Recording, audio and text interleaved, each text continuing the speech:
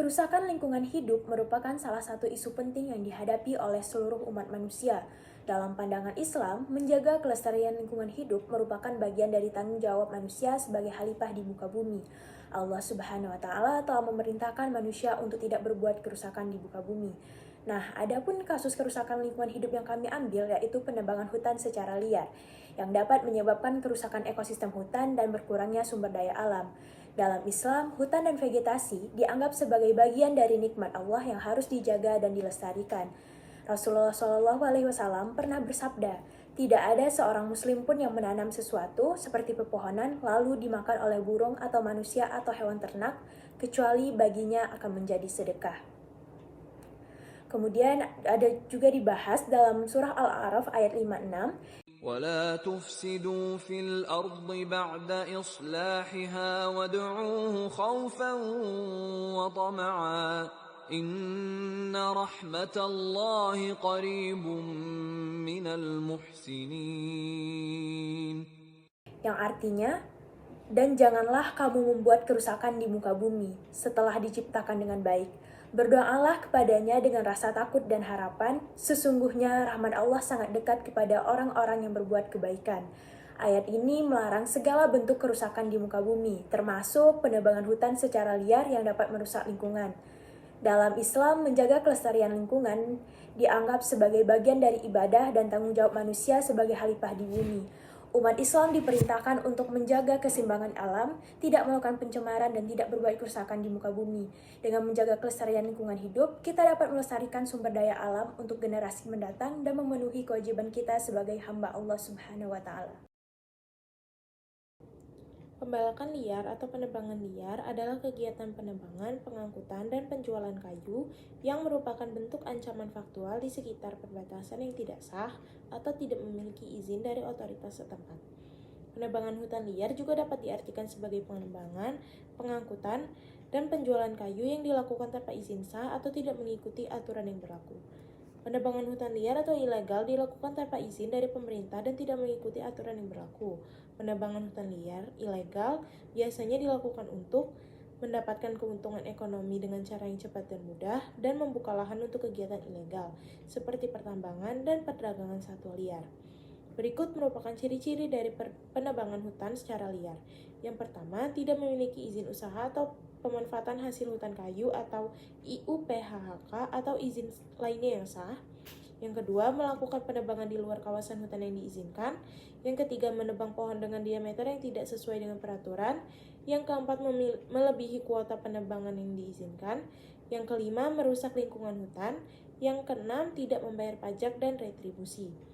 Berikut adalah beberapa faktor yang dapat mempengaruhi terjadinya penebangan hutan secara liar, yaitu yang pertama ada faktor ekonomi. Faktor ekonomi terdiri dari kemiskinan dan harga kayu yang tinggi. Masyarakat yang tinggal di sekitar hutan seringkali miskin dan memiliki akses terbatas terhadap sumber daya ekonomi lainnya. Hal ini mendorong mereka untuk melakukan penebangan hutan liar sebagai sumber pendapatan. Selanjutnya, harga kayu yang tinggi di pasar gelap membuat penebangan hutan liar menjadi kegiatan yang menguntungkan bagi para pelakunya. Selanjutnya yaitu faktor sosial. Faktor sosial ini terdiri dari kurangnya kesadaran masyarakat dan lemahnya adat istiadat. Kurangnya kesadaran masyarakat tentang pentingnya hutan dan dampak negatif penebangan hutan liar dapat mendorong terjadinya kegiatan ini.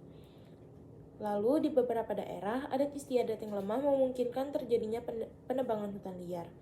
Selanjutnya, ada faktor lainnya. Faktor lainnya terdiri dari akses yang mudah ke hutan dan teknologi yang canggih. Akses yang mudah ke hutan membuat para pelaku illegal logging mudah untuk melakukan aksinya.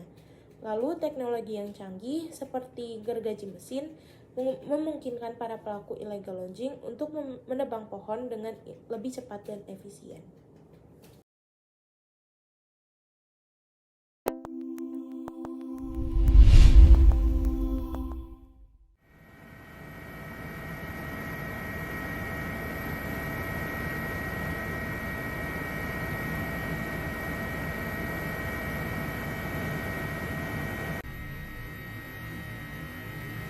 Pembalakan liar dalam hutan alam gambut masih terus berlangsung di Kabupaten Muaro, Jambi. Kompas mendapati sejumlah titik penumpukan kayu hasil olahan dan dibuat di sekitar hutan dan di tengah sungai. Padahal areal hutan ini tengah dibekukan izinnya oleh Kementerian Lingkungan Hidup dan Kehutanan karena kebakaran lahan meluas di wilayah tersebut. Pada salah satu lokasi penumpukan kayu, terdapat alat berat yang diperkirakan bekerja membuka jalur kanal. Dua titik lainnya merupakan lokasi penumpukan yang terhubung dengan jalur rel angkut kayu dengan menggunakan sepeda. Nah, jadi mereka mengangkut ini kayu olahan. Dan di situ sudah ada mesin pemotong, ya. Di lapangan itu sudah kita ambil dan kita musnahkan. Dan ini ya hasil olahan itulah yang dibawa oleh sepeda ini yang dimodifikasi. Di sini di memanjang begini ditaruhnya ada kayu olahannya. Panjangnya rel keseluruhan lebih dari 3 km. Tertutupnya di antara tegakan pepohonan rimbun. Penegakan hukum di wilayah itu mendesak agar aktivitas liar dalam kawasan dapat teratasi. Aktivitas ilegal masyarakat di dalam area izin lah yang kemudian patut diduga menyebabkan terjadinya kebakaran di konsesi. Nah, tantangannya adalah mengapa masyarakat bisa masuk ke sana?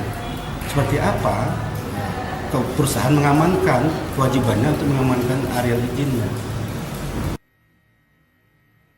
Laporan wartawan Kompas Irma Tambunan dari Jambi.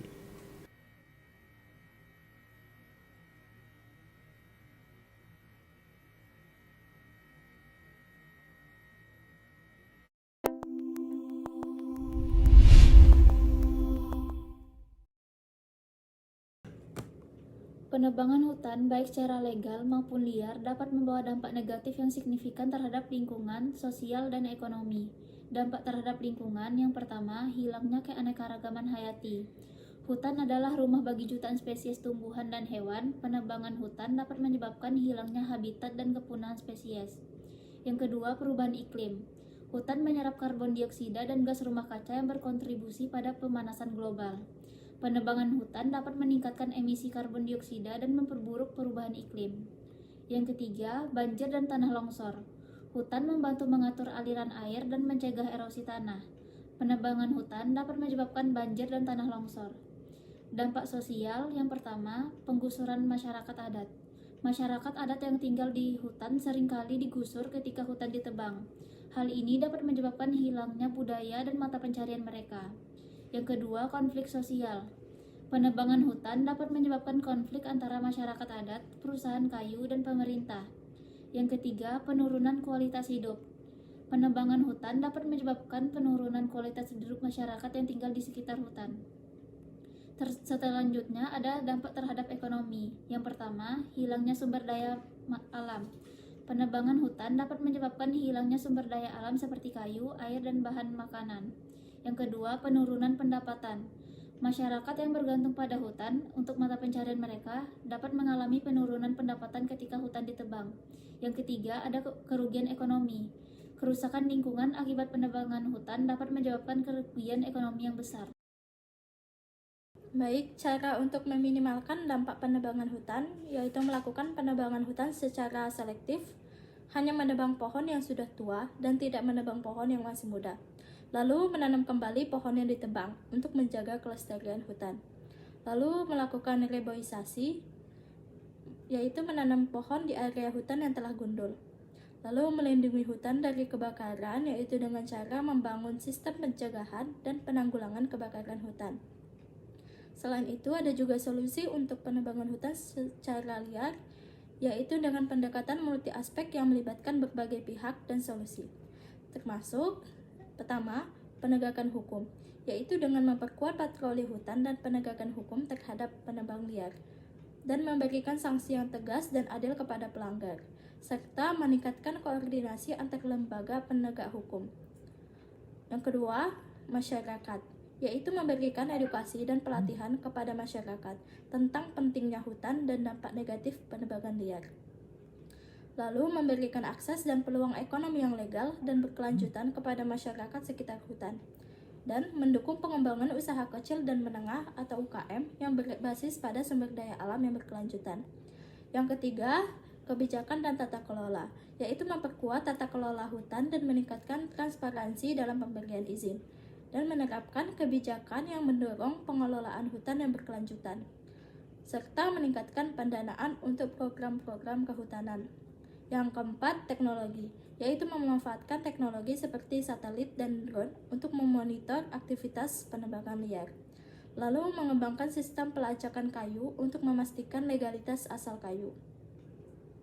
Yang kelima, kerjasama dan partisipasi, yaitu meningkatkan kerjasama antar pemerintah, lembaga swadaya masyarakat atau LSM, dan sektor swasta dalam memerangi penebangan liar, dan mendorong partisipasi masyarakat dalam pengelolaan hutan. Yang keenam, pendidikan dan kesadaran, yaitu meningkatkan kesadaran masyarakat tentang pentingnya hutan dan dampak negatif penebangan liar, dan mendorong gaya hidup yang ramah lingkungan dan berkelanjutan. Jadi, penanggulangan penebangan liar membutuhkan komitmen dan kerjasama dari semua pihak. Dengan pendekatan multi aspek yang terencana dan terpadu, Indonesia dapat mengatasi penebangan liar dan melindungi hutannya yang berharga. Lalu ada beberapa contoh solusi yang telah diterapkan di Indonesia, yaitu pemerintah Indonesia telah meluncurkan program hutan sosial yang memberikan akses kepada masyarakat untuk mengelola hutan secara legal dan berkelanjutan. Lembaga swadaya masyarakat atau LSM seperti WWF Indonesia bekerja sama dengan masyarakat lokal untuk melindungi hutan dan mengembangkan alternatif mata pencaharian yang berkelanjutan. Perusahaan-perusahaan kehutanan di Indonesia berkomitmen untuk menerapkan prinsip-prinsip pengelolaan hutan yang berkelanjutan.